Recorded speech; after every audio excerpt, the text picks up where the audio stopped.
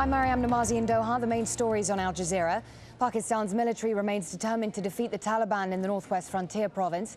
But as the fighting continues, an estimated 1 million people have been forced to flee their homes.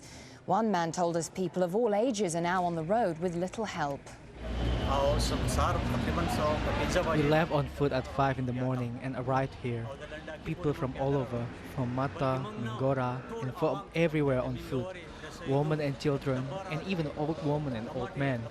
Some of them died on the road, but no one was willing to offer us any help, neither the army nor the Taliban.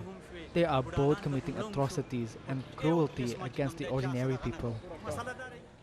Iranian-American journalist convicted of spying by a court in Tehran has been freed. Roxana Saberi has been given a 2-year suspended sentence after her lawyers appealed. Saberi was originally arrested in January on charges of working without press credentials and was later accused of espionage. Somalia's capital has seen some of the worst violence in weeks. At least 65 people have been killed and more than 200 injured in Mogadishu in the past 3 days. Fighters loyal to the government clashed with the joint opposition forces of Al-Shabaab and the Hizbul Islam in the battle for key territory in the city. UN aid operations in Darfur are suffering because the Sudanese government's approach is one of suspicion rather than trust.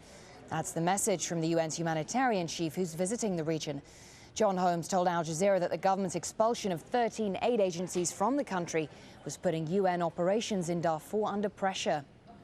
The United Nations is stretched on the humanitarian side, and so are the organisations which were left afterwards. There were some NGOs which were left, and of course there's the International Red Cross also works here.